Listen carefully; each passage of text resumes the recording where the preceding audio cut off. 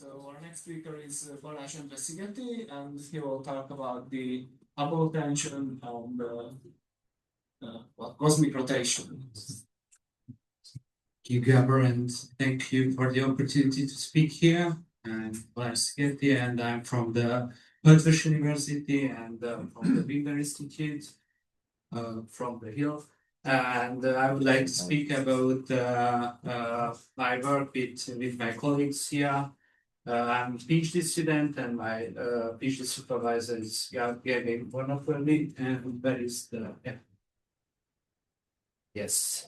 So I have this provocative title, and I would like to speak about some about it. So we create the model that in limited conditions we would like to explain this Hubble tension, and this is the Newtonian approach. So it has very great limitation, but it provided interesting results. So let's start here.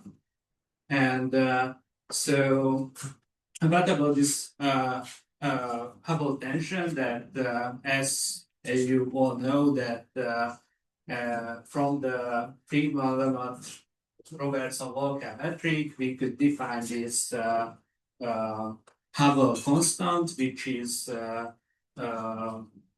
can be determined theoretically, but also can be measured from two different measurements. One is the distance one, distance letter method from the Cepheids and Type A supernovae, which yields from about this 73 kilometer per sec per megaparsec. And we also have these early universe measurements from the cosmic recurrent background from Planck and Lambda-Swedian model, which predicts a lower Hubble constant, and it's significantly different, the two numbers from each other, and this provides a great question how to handle this problem. And of course, when a constant is not a constant, we have to explain it somehow. And there are a lot of explanation in the literature. So there are theories that we should re-examine the measurements because there is a systematic error in the Cepheid and the CMB analysis, and this could provide this difference and tension in the results. And also, if there is a problem in the theory, there is always area to new fields, like creating new physics, and this leads to modified gravity theories or beyond the standard model results, which provide new theories to create matter which interacts with the dark sector. So it is a lot of theory there that's based on microphysical considerations. And also there is theories that we should improve the observation and rely on gravitational-based standard science. So the conclusion is that this is an active area of research, and we should create some explanation. And we have this explanation that we should add rotation to the model and find how this affects this Hubble constant.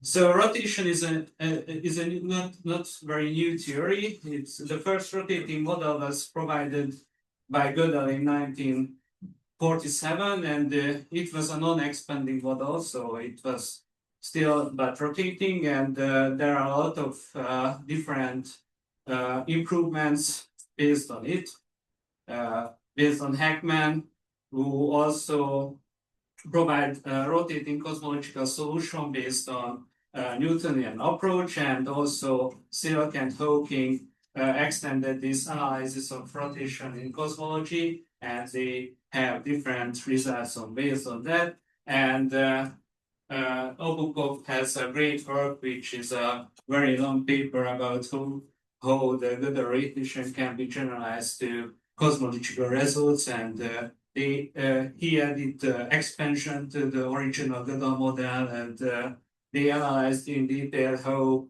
the global vorticity will affect the closed time-like loops in the results, and how to avoid these in the cosmological solutions. And also they are results based on the CMB constraint, how on BMT type space like with added rotation have constraints about this CMB results. Also, there are other motivations for cosmic rotations. One is the theoretical arguments that universe can be explained as an interior of black hole. It's from the early 70s, this theory, and there are astrophysical hints from measurements like Mikas and his partners, who they measure the anisotropic Hubble expansion from X-ray clusters, and there are also other astrophysical hints like black holes and other astrophysical objects or compact objects often provide near maximal rotating behavior. Also, as I mentioned before, there are many alternative solutions provided by many physicists based on mostly new dark sectors and other results. So, and there is a great work about how these rotation effects can be explained with dark photons, which behaves similar like rotation in the cosmological expansion. So that was our model. We used Newtonian approach. So we used the Euler equation, the Poisson equation, and the continuity, and we added some equation of state, which was a dark fluid model with linear equation of state, where the W parameter is not constant, but goes to asymptotically to 0 from -1, and we added for the perturbative rotation term to the Euler equation, and we assume that the rotational effect is very small, that the spacetimes preserve the asymptotical spherical symmetry. And we use a well-known ansatz in the partial differential equation community, which is a Sedov-Taylor-Neumann ansatz.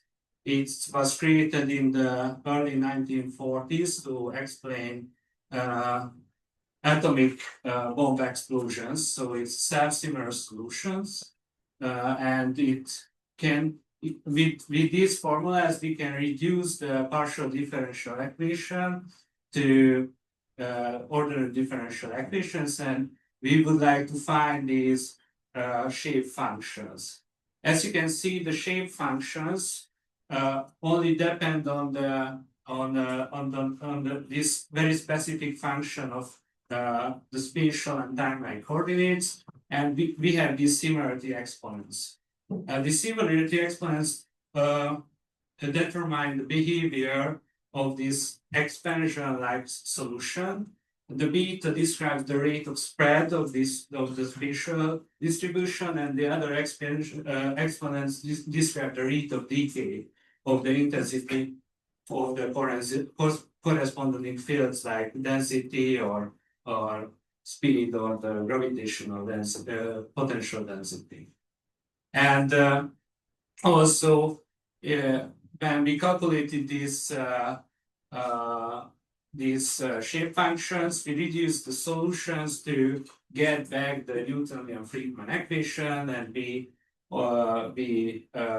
introduced the scale factor, and we determine the mass conservation from this integral differential equation, which will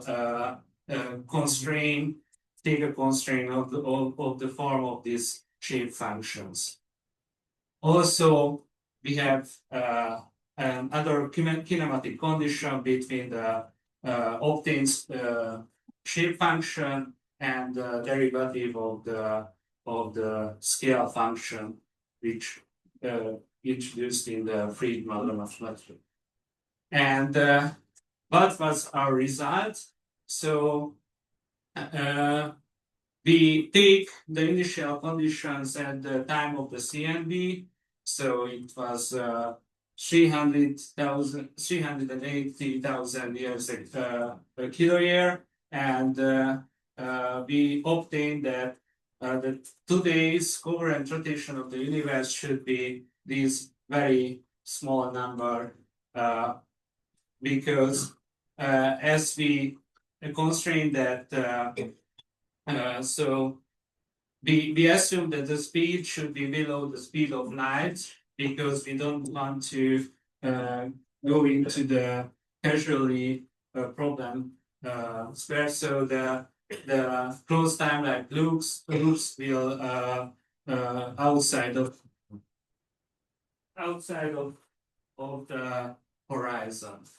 So as we can find that the maximum rotation today is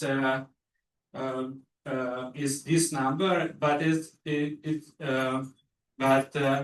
we can see that this very small number is also provide a 5% difference between the Hubble between the Hubble constant from in today's time. So it will solve the Hubble connection. Yes. So if we see that how the Hubble parameter depend on the omega rotational parameter, we can see that there is a huge 5% difference between the results if we use the omega as a free parameter between this theory. The steel line represents the where we have analytic solutions for the Hubble parameter, and the dotted line represents the results where we have we don't have analytic solutions, but we extrapolate from the trend in the where we have analytic solutions.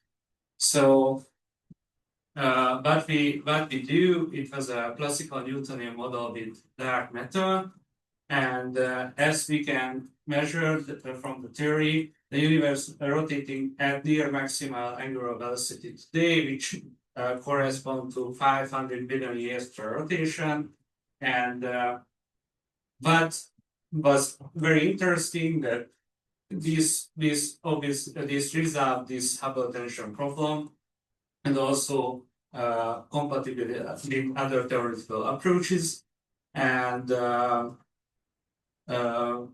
but we see that obviously this has very limitation. It's not relativistic. It doesn't apply any more measurements, like it does not fit these results into the CMV, but there are other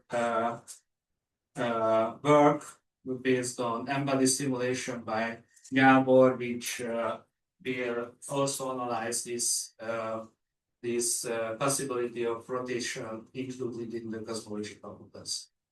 Thank you.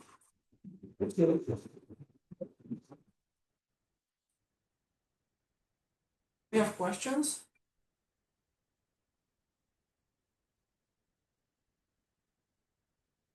Rotating, there should be some pointing of our axis where this effect should be minimal, right? Yes. And the second, have you checked the direction of the axis, and have you checked the Hubble measurements? Not yet.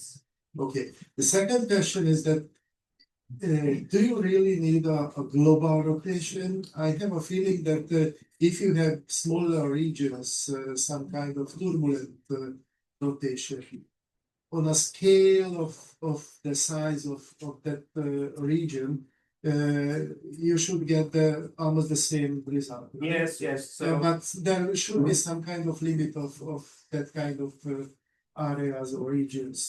Can you tell us something about it? yes, so when we take some of the general relativistic solutions, of course, there are. I think that it is much more a better approach to start with local vorticity, not global vorticity, but it so. Our approach was based on self-similarity, and if you include local rotation, you can assume self-similarity global base. So this is why we use this approach of global self-similarity in global rotation in this Newtonian model. But if we take a general relativistic way, I think it's much more better to analyze this rotation effect on local vorticity. So it's I can agree with that. Not all about the direction. I don't know. Sure. Okay, any other questions? Thank you. In that case, thank you very much.